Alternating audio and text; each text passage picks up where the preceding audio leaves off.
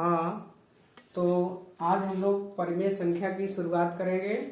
और परिमेय संख्या मतलब कि ऐसी संख्या, परिमेय संख्या को p बटा क्यू के रूप में व्यक्त किया जाता है जहाँ p और q क्या है, पूर्णांक है और q का मान 0 के बराबर नहीं है। लेकिन इससे पहले हम लोग प्राकृतिक संख्या को जान लें, पूर्ण संख्या को जान लें, पूर्णांक को जान लें, तो जिससे हमें परिमेय संख्या को जानने में बहुत आसानी होगी। तो देखिए प्राकृतिक संख्याएं क्या होती है कि शून्य को छोड़ करके गिनती की जितनी भी संख्याएं हैं जिसे कि हम लोग गिन सकते हैं 1 2 3 4 5 6 7 8 9 और इसी में एक एक जोड़ते जाते हैं, ये सभी हमारी क्या है, प्राकृतिक संख्याएं। उसके बाद पूर्ण संख्याएं क्या है, पूर्ण संख्याएं में हम शून्य को लेकर बाकी जितनी हमारी प्राकृतिक संख्याएं हैं उन सभी को हम क्या बोलते हैं, पूर्ण संख्याएं। अब उसके बाद आता है पूर्णांक। पूर्णांक का मतलब कि जो हमारी पूर्ण संख्या है धनात्मक रूप में है उसको तो लेंगे ही, और उसी के साथ साथ उसी संख्याओं को ऋणात्मक में भी लेंगे और शून्य में ही लेंगे। ऐसी संख्याओं को हम लोग क्या बोलते हैं, पूर्णांक।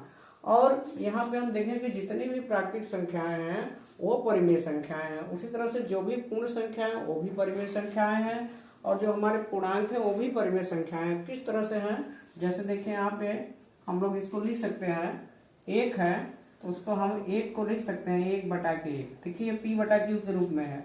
उसी तरह से अगर शून्य है तो शून्य को भी हम लिख सकते हैं 0 बटा 1, देखिए ये भी परिमेय संख्या के रूप में है। उसी तरह से अगर -4 है तो -4 को भी हम लोग लिख सकते हैं -4 बटा के 1।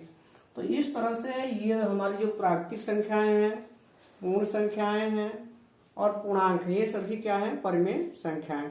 तो परिमेय संख्याएं का मतलब ऐसी संख्याएं जो भिन्न के रूप में हो, जिसमें कि अंश और हर हो, लेकिन हमारा हर कभी 0 न हो, क्योंकि 0 को हम लोग 0 बटा 1 लिख रहे हैं, ये परिमेय संख्या। लेकिन अगर वही हम इस तरह से लिख दें तो यहाँ पे क्या है, p तो 1 है लेकिन q का मान 0 हो गया, जबकि हमारा परिमेय संख्या क्या होता है, q नॉट इक्वल टू 0। तो जब q का मान 0 ना हो, लेकिन यहाँ पे q क्या हो गया, 0 हो गया, तो इसका मान हमारा क्या आ जाएगा, इनफाइनाइट आ जाएगा। और ऐसी संख्या ये हमारी परिमेय संख्या नहीं है, ये परिमेय नहीं है, ये परिमेय संख्या नहीं है, परिमेय संख्या नहीं है। क्यों, क्योंकि इसमें हमारा जो q है, q का मान क्या आ गया, 0 है। बाकी हमारी ऊपर जो भी संख्याएं हैं ये सब क्या है, ये सब परिमेय संख्याएं हैं। क्यों, क्योंकि यहाँ पे हमें p और q पूर्णांक के रूप में है और q यहाँ पे 0 नहीं है, ये सब क्या है, परिमेय संख्या है। अब आ जाते हैं हम लोग अपनी प्रश्नावली पे चलते हैं, अभ्यास 1A पे। अभ्यास 1A पे चलेंगे, जहाँ पे पहला प्रश्न है कि सरल कीजिए 4/5 प्लस -2/5। इसको जब हम लोग सरल करेंगे इस प्रश्न को, तो यहाँ पे देखेंगे कि हमें एलसीएम नहीं लेना है, लसन नहीं लेना है। क्यों, क्योंकि हर दोनों क्या है, बराबर है। तो हम लोग लिखेंगे 4/5 और धन और ऋण का गुणा करेंगे, हम कोष्टक तोड़ेंगे तो धन और ऋण का गुणा होगा तो ऋण हो जाएगा -2/5। अब देखिए यहाँ पे जब हर बराबर है तो हमें कुछ करना नहीं है, नीचे हम हर में केवल 5 लिख देंगे और 4 में से 2 क्या करेंगे, हटा देंगे, तो हो जाएगा 2/5, ये आ गया 2/।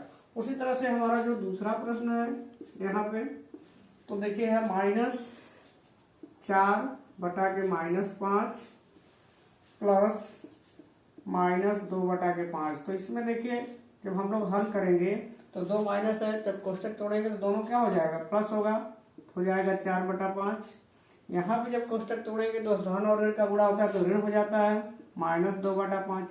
यहाँ पे जब हम लोग हल करेंगे तो देखिए हर बराबर है तो कुछ नहीं करना, नीचे 5 लिख देंगे, 5 का 5 ही लिखेंगे और 4 में से 2 जाएगा तो कितना हो जाएगा, 2, तो ये आ जाएगा 2/5। हाँ, तो हम लोग अब प्रश्नावली के दूसरे सवाल को हल करेंगे। जैसा कि देख रहे हैं, दूसरा सवाल है कि संख्या रेखा की सहायता से सरल कीजिए। हमें कैसे करना है, संख्या रेखा की सहायता से।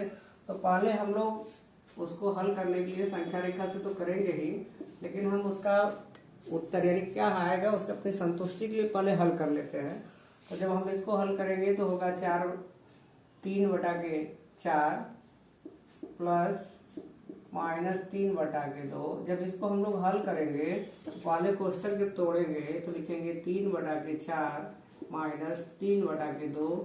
अब यहाँ पे देखिए हम लोग लसाअ लेंगे, तो जब लसाअ लेंगे तो 4 और 2 का लसाअ कितना आएगा, 4 आएगा।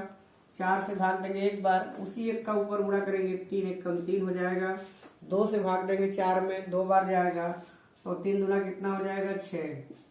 तो जब इसको घटाएंगे 3 माइनस 6 उल्टा घटेगा, तो 3 माइनस 6 तो 3 आएगा, लेकिन चिन्ह माइनस होगा, चिन्ह बड़े अंक का -3/4। यानी संख्या रेखा से जब हम लोग हल करेंगे तो हमें क्या मिलना चाहिए, -3/4। तो आप देखिए यहाँ पे उसी सवाल को हम लोग संख्या रेखा से हल करेंगे। एक संख्या रेखा बना लेंगे इस तरह से। संख्या रेखा बनाने के बाद यहाँ पे हम लोग मान लीजिए ये 0 है, और अगर धनात्मक में जाएंगे उधर तो यहाँ लिखेंगे 1/4, 2/4, 3/4, 4/4। और इधर अगर वही चीज ऋणात्मक में लिखेंगे तो -1/4, -2/4 और -3/4, और इधर जाएंगे तो क्या होगा, -4/4। अब देखिए यहाँ पे हम लोग करेंगे क्या कि हर को बराबर कर लेंगे। इसी सवाल को जब हम लोग लगा रहे हैं तो इसका हर तो बराबर है, 3/4 है, और हमें प्लस हल करना है -3/2 को। तो जब यहाँ हल करेंगे तो क्या होगा, 3/4 ज्यों का ज्यों रहेगा। यहाँ पे जब हम लोग एलसीएम लेंगे 4 आएगा, तो ये कितना हो जाएगा यहाँ पे, ये अब यहाँ पे नीचे 4 हो जाएगा, और ऊपर कितना हो जाएगा, 6। क्यों, जब एलसीएम लेंगे तो 2 का गुणा ऊपर करेंगे तो 3 दूना के 6 होगा, और यहाँ पे क्या आ जाएगा, -6/4। तो अब हम लोग चलेंगे कैसे, 0 में कितने आगे जाएंगे, यहाँ पे 3/4 पे कहाँ जाएंगे, 0 से शुरुआत करते हैं हम लोग। तो 0 से शुरुआत करेंगे, जाएंगे कहाँ तक, 3/4 पे, और जैसे चले वैसे तीर ऐसे बना देंगे। अब देखिए वही से हमें कितने वापस आना है, 6 खाना वापस आना है। कितने खाना, 6 खाना। तो यहाँ से गिनती अब करेंगे, 1 2 3 4 5 6, कहाँ पे आ गए, -3/4 पे। और पहले से हम लोग आंसर निकाल चुके हैं कि उत्तर कितना आएगा, -3/4। तो अब हम लोग यही से वापसी आएंगे और कहाँ पहुंचेंगे, -3/4 पे। और जिस तरह से वापसी आए वैसे तीर क्या करेंगे, बना देंगे, और बना के यहाँ पे गाढ़ा निशान लगा देंगे, जिससे पता लगे कि यही -3/4 है। तो इसको हम लोग जब हल करेंगे तो कहाँ पहुंचेंगे, -3/4 पे, क्योंकि 3 में से -6 घटाएंगे तो -3/4 आएगा। तो इस तरह से हम लोग संख्या रेखा से देख लिए कि किस तरह से हम लोग -3/4 आ रहा है और कैसे अपने प्रश्न को हल कर लिए। दोनों का उत्तर क्या आ गया, बराबर आ गया। इसका मतलब हमारा जो आंसर है वो हम लोग संतुष्ट हैं कि हमारा उत्तर क्या है, सही है।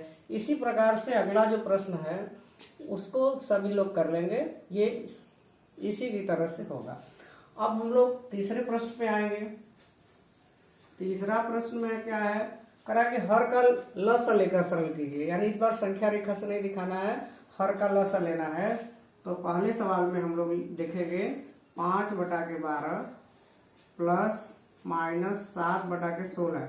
तो अब हम लोग 12 और 16 का क्या निकालेंगे, लसा निकालेंगे, तो इस बार लसा लेना है। चलिए, जिस बच्चों को नहीं आता है लसा तो पहले हम लसा निकालना बता दें उनको।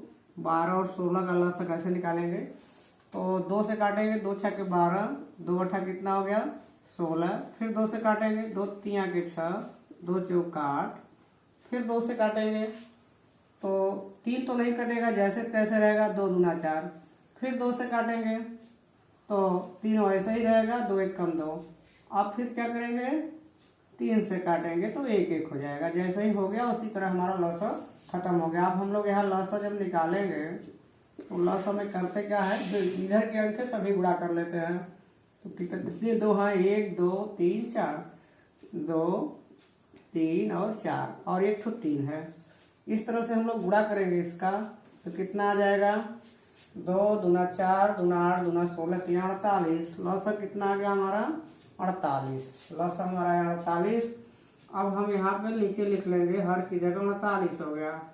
अब करते क्या है, इस 12 से इस हर में भाग देते हैं, तो 12 चौका कितना हो जाएगा 48। तो उसी 4 से ऊपर गुणा करते हैं तो 5 चौका कितना हो जाएगा 20। प्लस और माइनस का गुणा कर लेंगे तो माइनस हो जाएगा। 16 से भाग देंगे यहाँ 48 में, कितनी बार जाएगा, 3 बार जाएगा, और 3 का ऊपर गुणा करेंगे तो 7 3 का 21। अब क्या करेंगे, इसको घटाएंगे, और यहाँ देखिए घटाएंगे तो 1 आएगा, लेकिन चिन्ह हमेशा माइनस का, क्यों, चिन्ह बड़े अंक का लेते हैं। बड़ा 21 है तो आ जाएगा -1/48। हमारा आंसर क्या गया, -1/48। इसी तरह से यहाँ दूसरा वाला भी प्रश्न 11 और 33 का लसन ले लेंगे, 33 आएगा और इसी की भांति इसको हल कर लेंगे और आगे का जो प्रश्नावली होगा वह अगले पाठ में हम बताएंगे।